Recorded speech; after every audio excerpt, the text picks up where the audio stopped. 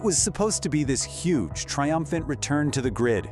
Instead, Disney's Tron Ares became a legendary box office disaster. So, what on earth happened? Was it a victim of a changing market? Or was the film itself just fundamentally flawed? Let's get into it. Okay, let's just start with the number. $33.5 million. That was the opening weekend. Now, when you find out the movie cost $180 million to make, yeah, that's not just a disappointment, that is an absolute financial catastrophe. So that's the big question, right? You've got this beloved franchise, a massive budget, Disney's whole machine behind it. How does a movie like this crash and burn so spectacularly? Well, as the dust settled, two very different stories, two diagnoses started popping up online to explain this whole mess. One side blamed the market, and the other, nope, they blamed the movie itself. Let's break them both down. All right, so diagnosis number one. This camp says, hey, the movie wasn't the problem. Instead, they claim it was all these outside forces, things totally beyond the filmmaker's control, that are to blame for those empty theaters. One of the first arguments that got trotted out, reported by Deadline, was a familiar culprit, COVID. The theory was that, audiences just haven't returned to their pre-pandemic movie-going habits. But does that argument really hold water anymore? Yeah, that whole COVID excuse gets pretty shaky when you actually look at the evidence. I mean, audiences have shown up in massive numbers for movies like Spider-Man, Top Gun, and even recent hits like Inside Out 2 and Demon Slayer. It really seems like people will come for a movie they actually want to see. But okay, supporters of this theory point to other external factors too.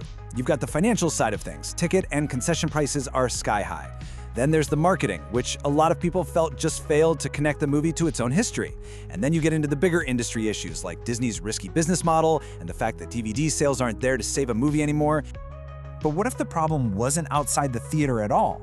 The second diagnosis is way more direct. It argues you can't blame the market or the prices or the pandemic when the core problem was the movie itself. This blunt take from a critic really captures the heart of this argument, that the film is just another example of soulless, repurposed content from a studio that's lost its way, a product that many people are now just calling Disney's slop. Now, to really get this critique, you have to understand what kind of film Ares was trying to be. It's a legacy sequel. The goal is to bring in new fans with a new story, but the huge risk you run is alienating the very fan base that kept the franchise alive for all these years. And according to this side of the argument, that is exactly what happened. The core complaints are all right here. The hero from the last movie, Sam Flynn, is just dismissed in the first minute. The new protagonist gets labeled a Mary Sue, a perfect character with no flaws. The villain is just a tired stereotype. And the story itself? Somebody said it felt like it was written by HR. Ouch. But beyond any of those specific plot points, the most passionate criticism really centered on one single devastating idea, a profound disrespect for the franchise's own legacy. I mean, just think about it for a second. The filmmakers set out to make a new chapter in one of the most iconic sci-fi franchises ever, a film called Tron Magod. And they did it without the actual character of Tron. For fans, this was just the ultimate betrayal of the whole idea.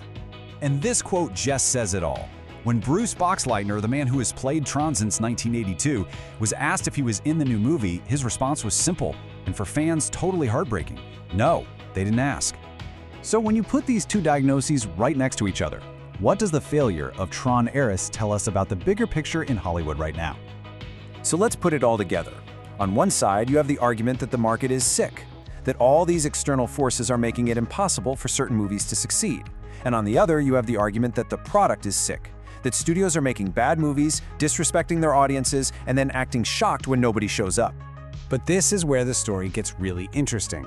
Look at this massive split on Rotten Tomatoes. Professional critics pretty much dislike the film, giving it a rotten 56%. But the audience that actually paid to see it, they gave it a glowing 87%. So the crucial point is this. When there's such a huge divide between what the critics think and what the paying audience thinks, who should a studio be listening to? The critics who shape the narrative, or the viewers who actually vote with their wallets, even if there weren't many of them? Which leaves us with the ultimate question. Is a flop like Tron Ares just a single bad product? Or is it a symptom of a much deeper problem, where the connection between what Hollywood makes and what audiences actually want has been completely severed? And maybe more importantly, how many more Ares-level failures will it take before the system finally reboots?